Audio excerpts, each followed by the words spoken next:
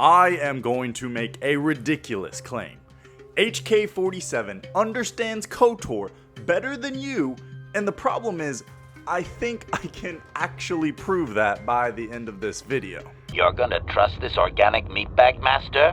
Very dicey decision. Believe it or not, this homicidal toaster is probably one of the brightest philosophers Star Wars has to offer. Not because he's smarter than everyone else, but because he's the only character honest enough to say what everyone else is pretending isn't true. We've spent 20 years laughing at HK, and I think we've spent 20 years missing the point. HK isn't just comic relief. He's KOTOR's most brutal critic, because every time he calls someone a meatbag, he's not just making a joke, he's making an observation. Let's take a look at why that is.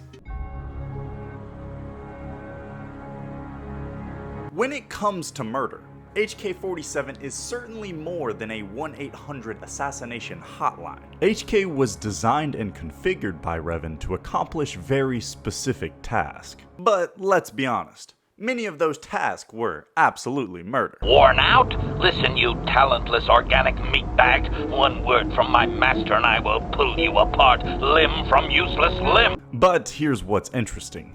Unlike Bastila, Malik, or the Jedi Council, HK-47 isn't trying to convince you whether Revan was a hero or a monster.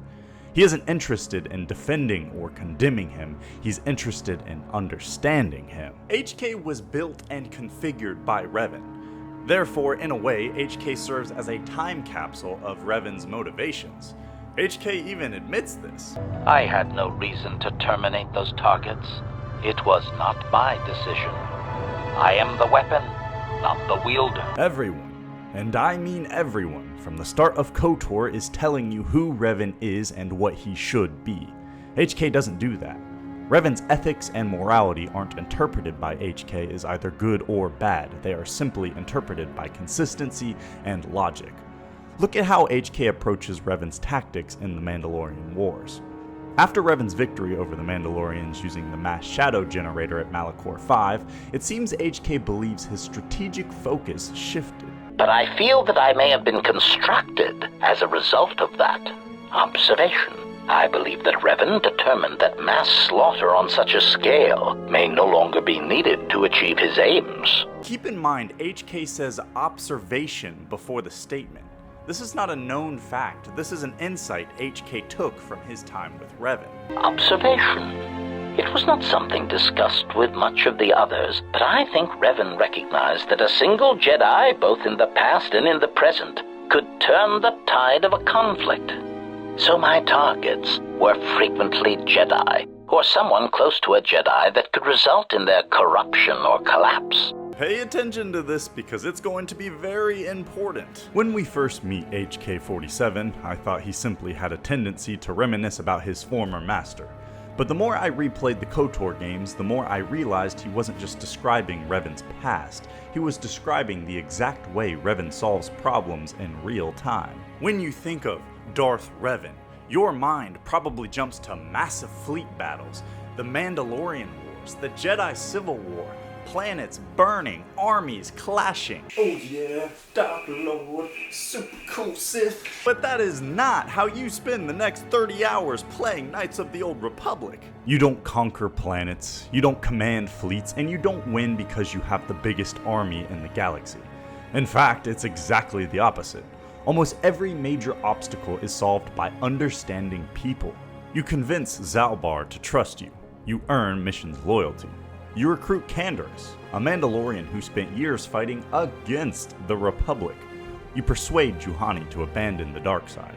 But it's not just people. You navigate the political mess on Manan through investigation and diplomacy. You expose the conspiracy on Kashyyyk by uncovering the truth instead of simply cutting your way through everyone standing in your path. Even when violence becomes unavoidable, it's almost never your first tool. Well, for most of us. Shall we find something to kill to cheer ourselves up? No, my lightsaber died. But that's okay, because I know just the fix. Shall we find something to kill to cheer ourselves up? Oh gosh, please just stay on. You don't win KOTOR because you're the strongest person in the room. You win KOTOR because you understand how people think. Notice what HK doesn't say. He doesn't tell us Revan believed armies won wars or that superweapons solved every problem. He says Revan understood that the right individual could change the course of history.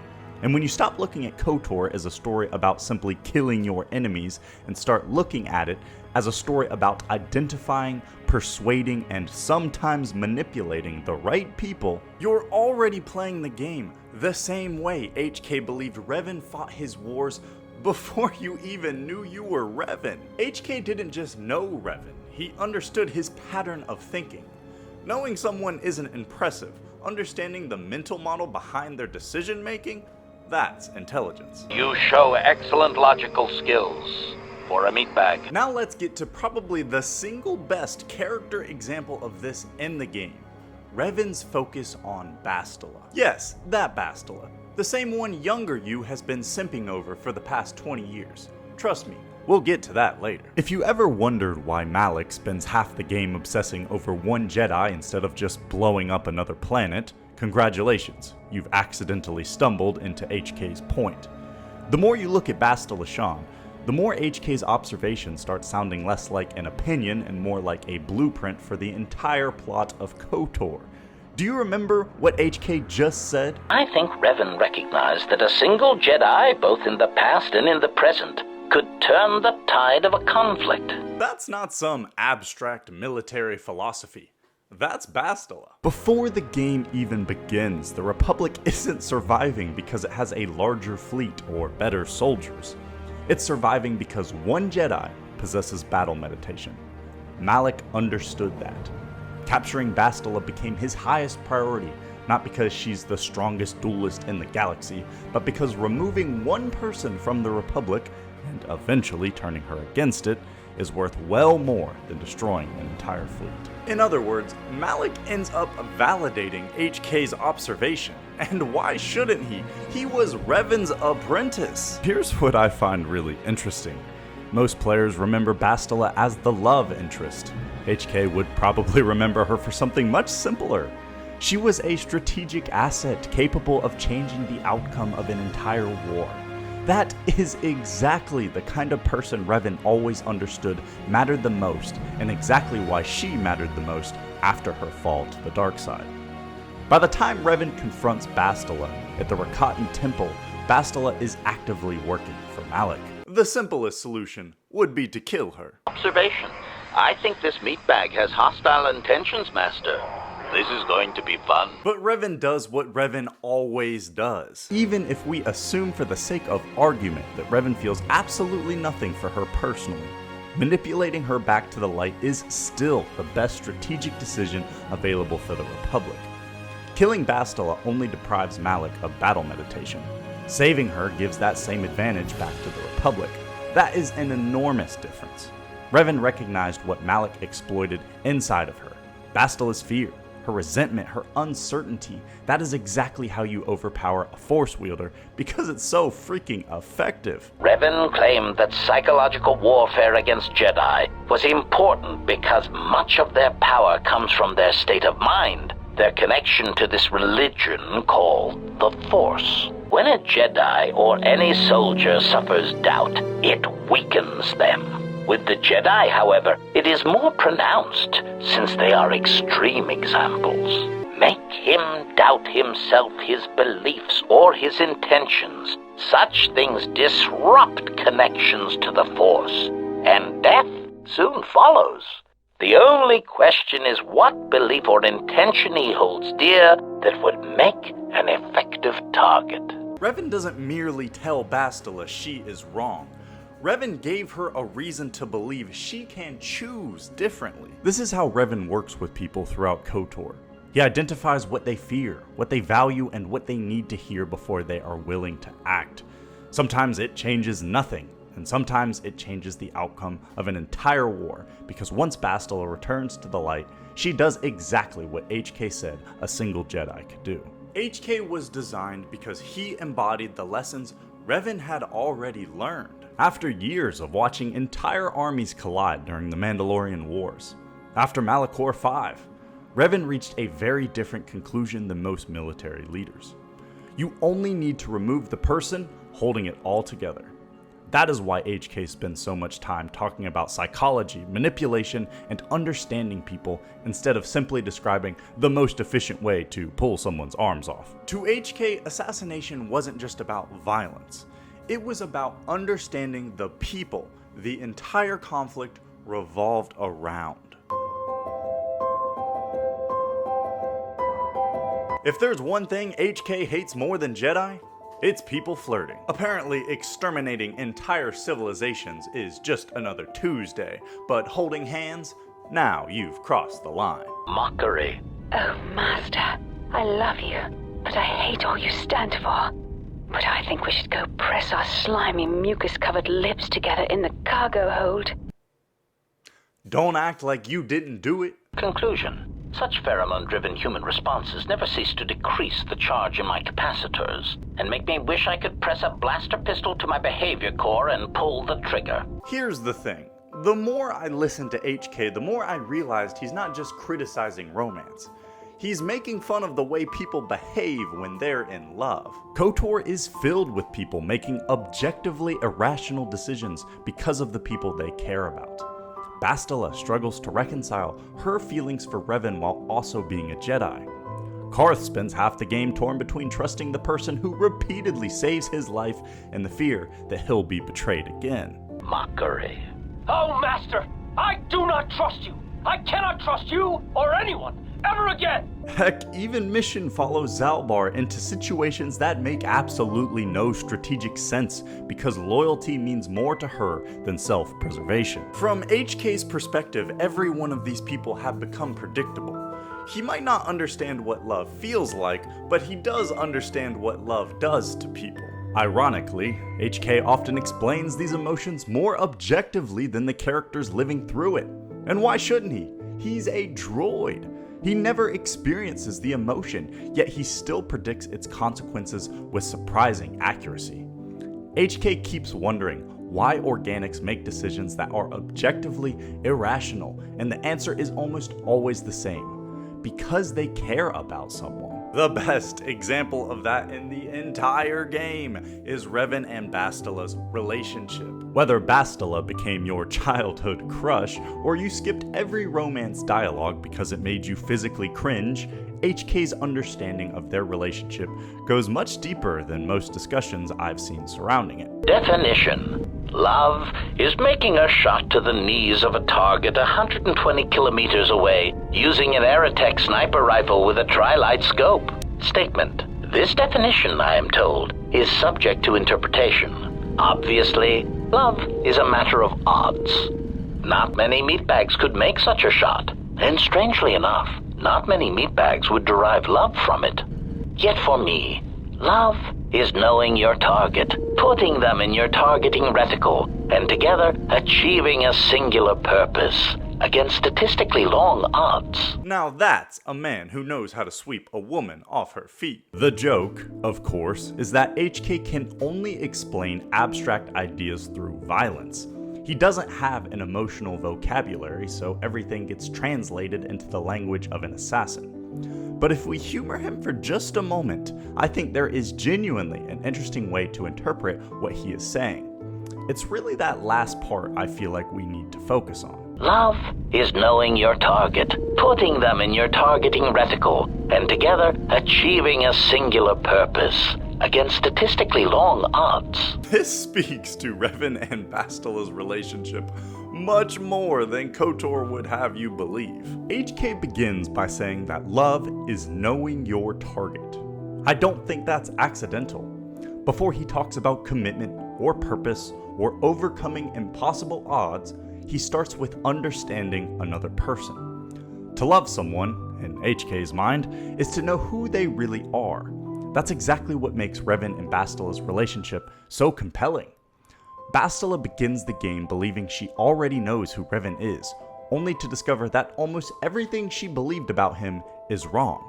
And at the same time, Revan gradually comes to understand Bastila beneath her title of young Jedi prodigy. Long before either of them admits how they feel, they're already doing exactly what HK describes.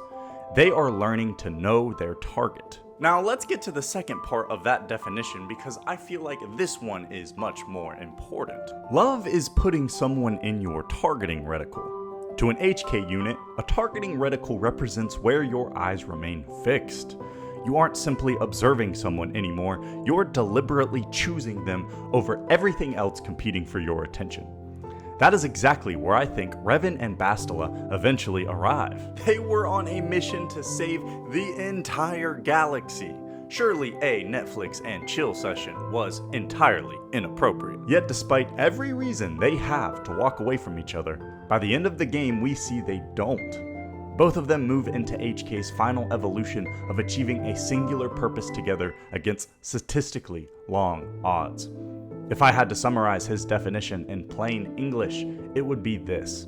Love is the complete understanding and alignment of two people pursuing something incredibly difficult together. Now, is that a perfect definition of love? No, absolutely not. Damn it, Master. I am an assassination droid, not a dictionary. But it describes Revan and Bastila surprisingly well. Together they defeat Malik, eventually marry, and attempt to build a life together despite belonging to an order that strongly forbids attachments. By HK standards, that is a difficult shot to make. Keep in mind, HK made it clear that love exists against statistically long odds. I don't think that's just a throwaway line, I think the man's trying to make a point. It's a reminder that love isn't difficult because it begins. It's difficult because it has to endure.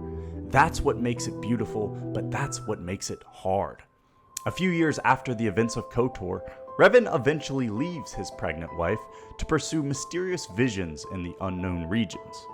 Whether you think he was justified or not really isn't my point. Viewed through HK's definition, something fundamental changes.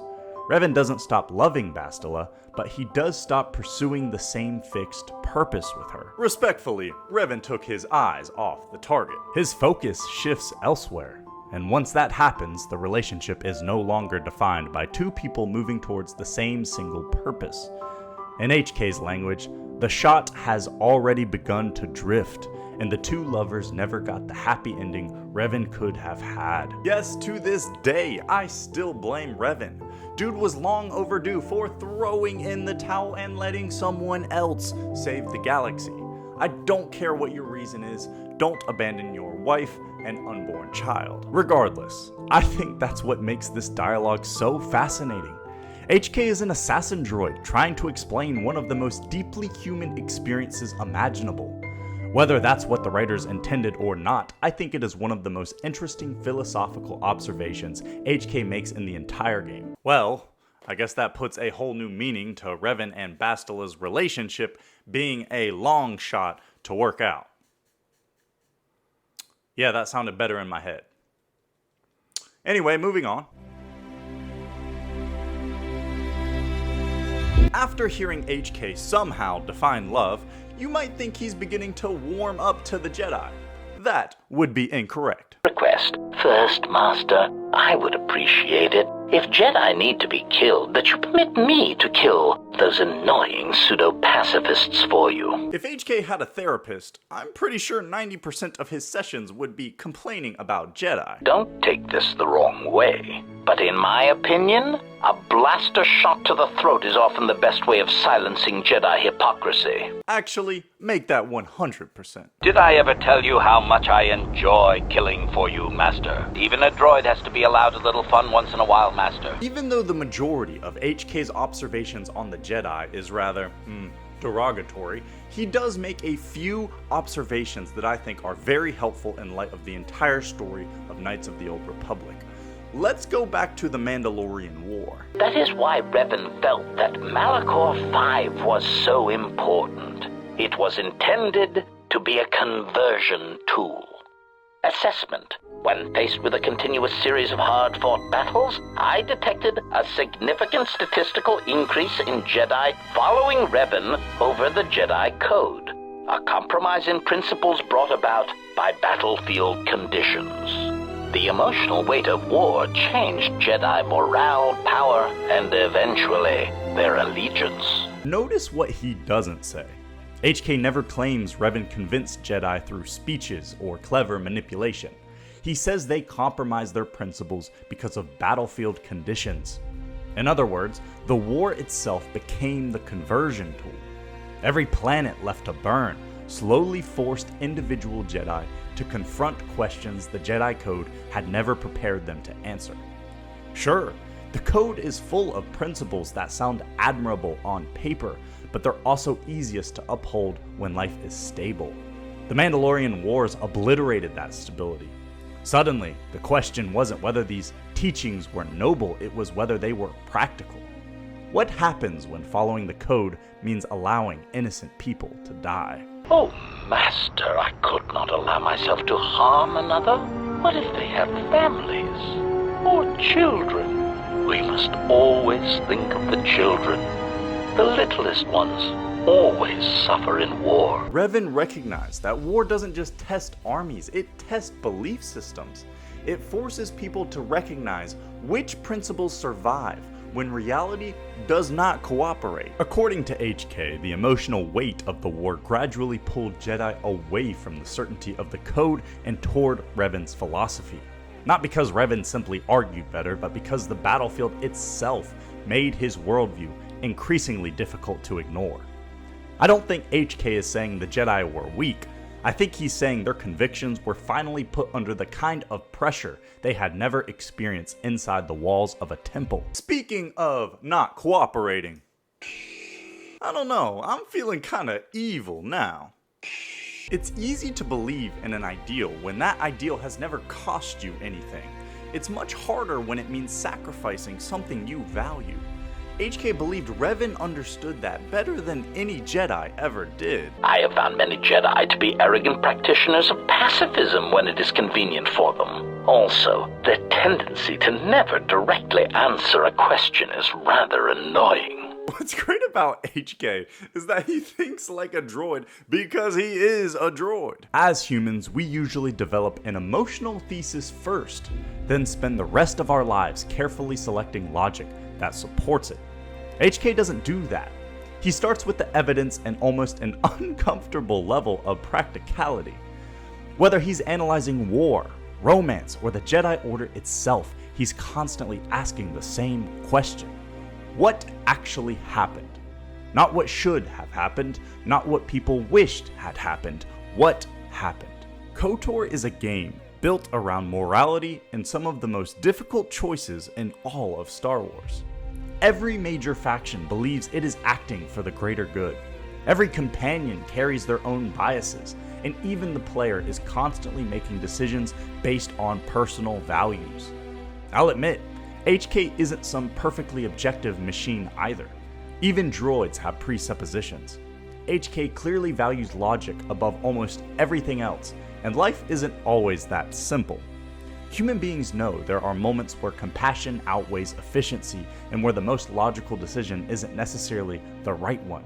Reality is rarely black and white. More often than not, it is an uncomfortable shade of gray. HK's perspective forces us to question our assumptions. Sometimes he's hilariously wrong, but sometimes, beneath all that sarcasm, bro's kinda got a point. So, does HK-47 understand Knights of the Old Republic better than you?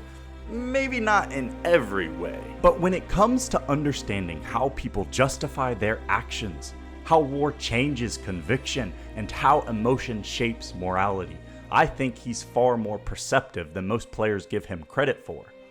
Maybe that's the greatest irony of all. The character with the least humanity sometimes has the clearest view of human nature. Now, you have two choices from here. You show excellent logical skills. For a meatbag, you're gonna trust this organic meatbag, Master? Very dicey decision. I'd love to hear your thoughts. Do you think HK is actually one of the most insightful characters Star Wars has to offer, or do you think he totally misses what makes people, well, people? Let me know down in the comments, and as always, thank you for watching. Statement. Master, I am no behavior droid, but it is obvious to me that you have serious ethical problems that will need to be treated at some point.